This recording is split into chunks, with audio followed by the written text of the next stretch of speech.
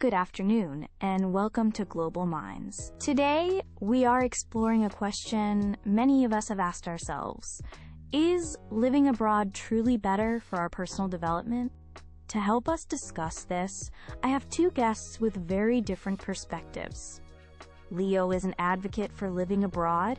He has lived in 3 different countries and believes it is the fastest way to grow as a person. And Chloe is a strong believer in finding growth right at home. She thinks that building deep roots and community is the real key to personal development. We will begin with their opening statements, followed by a discussion, and we will finish with their closing thoughts. Leo, let's start with you. Thank you, Sarah. I am very happy to be here to talk about this. I will never forget my first week living in Spain. I was only 22 years old. I knew just a few words of Spanish, and I remember standing in a train station completely unable to figure out how to buy a ticket. In that moment, I felt completely lost and a little bit scared. But at the same time, I felt incredibly excited. That feeling, that powerful mix of fear and adventure, is exactly where real, meaningful growth begins. My main argument is that living abroad fosters true independence. When you're in a new country, there's no one you can easily call to solve your simple problems for you. You are forced to figure things out entirely on your own. This can be small things like asking for directions or ordering food in a new language, or big things like navigating the local bureaucracy to get a residence permit. This process is not just about learning how to do new tasks. It's about building a deep and lasting confidence in your own abilities. You prove to yourself, again and again, that you can stand on your own 2 feet, no matter where you are in the world. This is what I call true self-reliance. My second point is about developing a global perspective. You can read books or watch documentaries about other cultures, but you can never truly understand a culture until you live inside it. Living abroad completely opens your mind. You quickly learn that the way you've always done things in your home country is just one way, not the only way. This experience helps to break down the stereotypes and prejudices that we all carry. When you meet local people, share meals with them, and hear their life stories, your perspective naturally widens. It teaches you empathy and makes you a more understanding and open-minded person. Finally, I want to mention the practical life skills you acquire. Becoming fluent, or at least conversational, in a new language is a huge asset in today's world.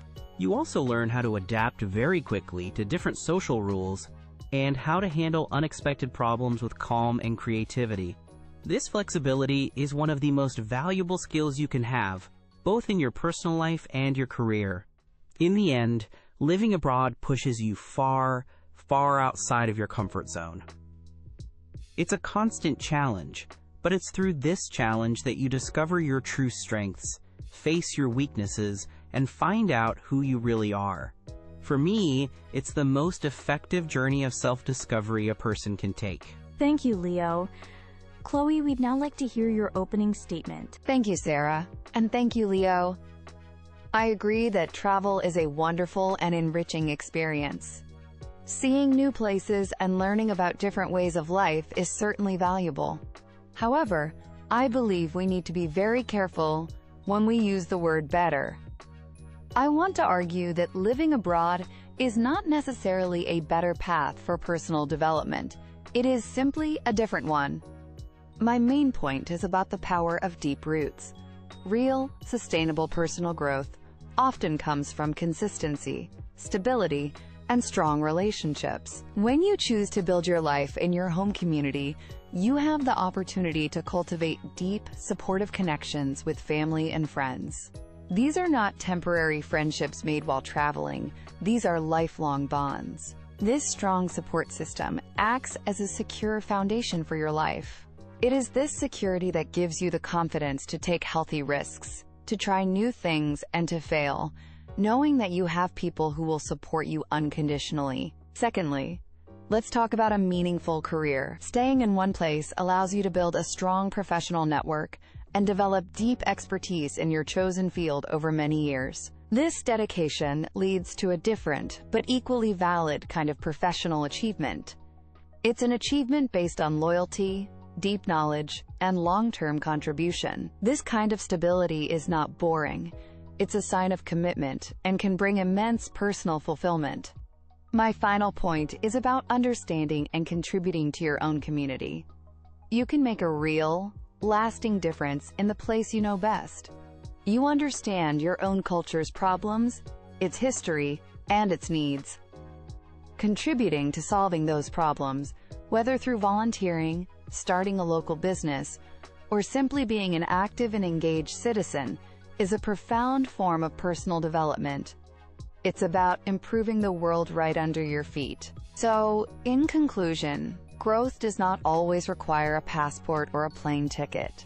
It does not have to be a loud, disruptive adventure. It can also be a quiet, steady process of building a meaningful life, creating deep connections, and making a positive impact right where you are. Thank you both for those clear and passionate statements.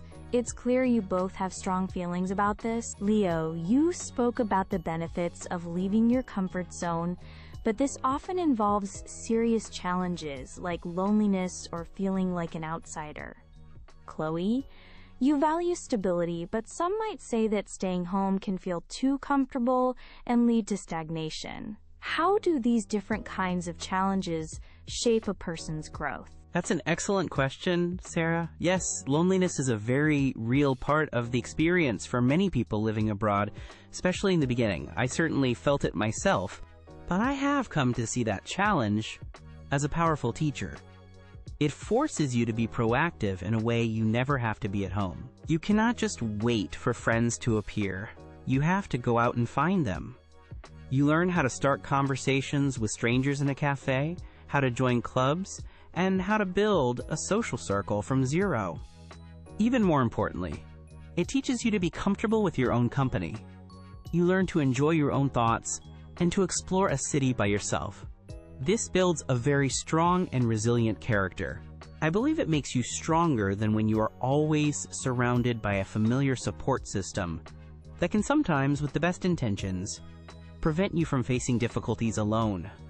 I would argue that avoiding stagnation at home is also a challenge that requires proactive effort. It's a personal choice you have to make, not an unavoidable result of staying in one place. The challenge is different, but it is just as valid for personal growth. You have to actively seek out new experiences and new knowledge. You can join local clubs, take up a difficult new hobby, or enroll in a course at a local college to learn a new skill. You can decide to explore every corner of your own country, to understand its rich diversity. This builds self-discipline and proves that you do not need a plane ticket to find adventure or novelty. Growth is about your mindset, not your location. You can choose to grow anywhere, but at home, you do it with the added benefit of a support system, which I see as a great strength. So, Leo, you see loneliness as a catalyst, an external pressure for change. While Chloe, you see the challenge at home as one of self-discipline and internal pressure? Exactly. The loneliness and the feeling of being an outsider push you to act. It's an uncomfortable feeling, for sure. But that discomfort is what leads to fundamental change in a person. And I believe the challenge at home is an internal one. It requires you to create your own motivation to avoid being too comfortable. I think developing that internal drive, that self-discipline, is an even more powerful and sustainable form of personal growth. Let's move on to professional life, which is a key area of development for many. Chloe, you argued for the value of a stable local career. Leo, you suggested international experience is a major asset. In today's globalized world, which path offers the more valuable skills? I believe a stable career path develops skills that are absolutely timeless. When you stay in a specific industry for a long time, you learn about long-term project management. You see complex projects from the very beginning to the very end. Over years, not just months. You also build a deep, trusted professional network. These are not just names on a social media profile. They are colleagues and clients who know your work ethic and trust your judgment. This kind of loyalty and deep expertise is highly valued by companies. In fact, some employers might see a resume with many international jobs as unfocused or as showing a lack of commitment. A stable career history demonstrates reliability and dedication, which are qualities that are always in demand. It also allows for a deeper mastery of a subject. You become a true expert in your field, not just someone with superficial knowledge of many different things. I have a very different perspective on this. In our modern global economy, the most valuable employees are those who are adaptable. Living and working abroad is the ultimate training in adaptability. You learn to work with people from completely different cultural backgrounds, people who have different communication styles and different ideas about work. This experience teaches you cross-cultural communication, a skill that is incredibly important in almost every industry today. Most large companies work with international clients and have teams located all over the world. Having international experience on your CV is a clear, powerful signal to employers that you can succeed in that kind of complex environment. It shows you're a global citizen, not just an employee from one country. I would also add that international experience does not mean you are unfocused. It means you are curious, brave, and willing to learn. Many modern companies, especially in technology and innovation, are looking for exactly those qualities. So it seems we have a difference between depth of expertise, as Chloe described, and breadth of adaptability, as Leo described. Chloe, do you feel that a local career path can be limiting in a globalized world? Not at all. The world is more connected than ever. Many, quote, local companies operate on a global scale. You can gain international experience right from your home office through virtual collaboration with teams in other countries. You can work with international clients or take short-term business trips. You do not have to completely move your entire life to another country to become a globally competent professional. But is a video call really the same as sharing a meal with a colleague from another culture? Or trying to navigate a city where you do not speak the language? I believe that true deep understanding of another culture comes from full immersion, from living the daily life of a place, not from looking at it through a computer screen. We are nearing the end of our time. I would like to ask you both for a brief closing statement. Chloe, you may go first. Personal development is ultimately about the depth of your experiences, not the distance you travel to have them. Building a strong, happy, and meaningful life with your community and family is a beautiful and challenging journey in itself. True and lasting growth can be found right where you are planted. Thank you, Chloe. And Leo, your final thoughts? There is a famous saying, "The world is a book, and those who do not travel read only one page." Living abroad challenges everything you think you know about yourself and the world. Through that incredible challenge, you build a stronger, more compassionate, and more open-minded version of yourself. It's an experience I would recommend to everyone.